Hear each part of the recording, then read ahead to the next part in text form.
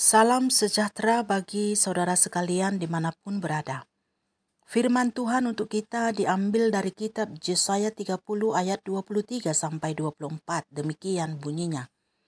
Lalu Tuhan Allah akan memberi hujan bagi benih yang baru kamu taburkan di ladangmu.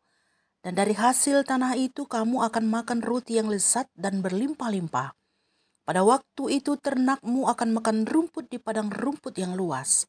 Sapi-sapi dan keledai-keledai yang mengerjakan tanah akan memakan makanan campuran yang sedap yang sudah ditampi dan diayak.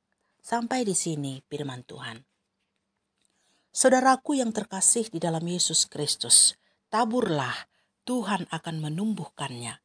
Inilah yang menjadi tema renungan untuk kita hari ini.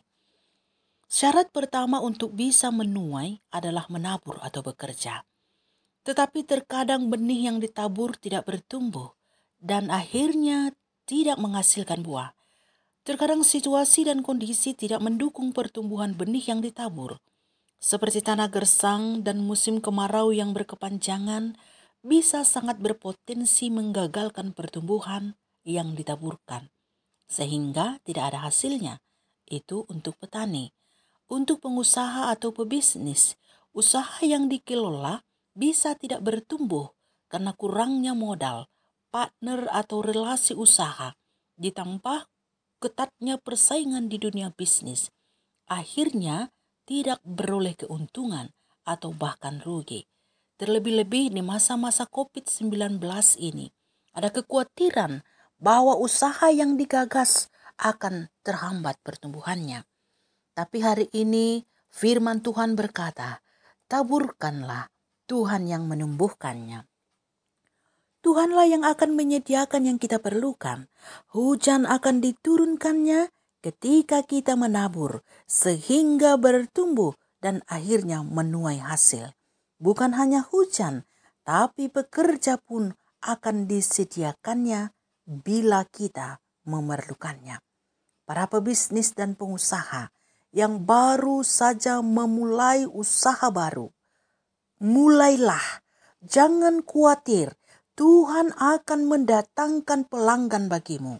Dan hikmat serta pengertian akan diberikan kepadamu sehingga berhasillah usahamu, mendapat keuntungan dan menikmatinya sampai kenyang. Ketika hendak menabur, jangan membaca mantra-mantra atau meminta hujan kepada dukun. Itu hanya akan mendatangkan kegagalan dan penderitaan.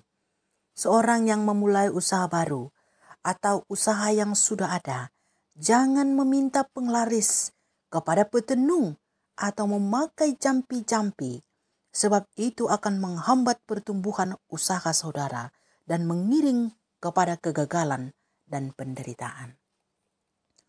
Mungkin ada yang berkata begini, aku berdukunnya, suksesnya usahaku. Ku mintanya penglaris dari petenung, larisnya, kayanya aku sampai sekarang. Tapi aku rajin berdoa ke gereja dan aktif dalam pelayanan gereja. Ingatlah, jika memang demikian yang terjadi pada hidup saudara, berarti saudara bukan umat kepunyaan Allah.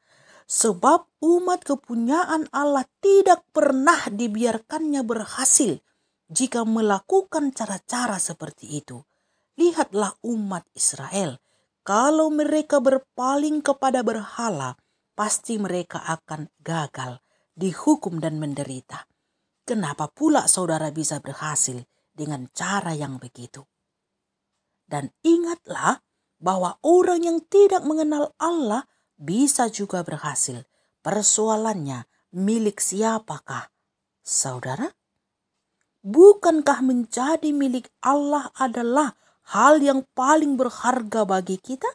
Berhasil, tetapi tidak dihitung sebagai umat kepunyaan Allah, itu adalah hidup yang sangat malang. Kita pasti menuai hasil asal kita percaya dan berharap kepada Tuhan. Taburkanlah, maka Allah akan menumbuhkannya dan membuatnya berhasil.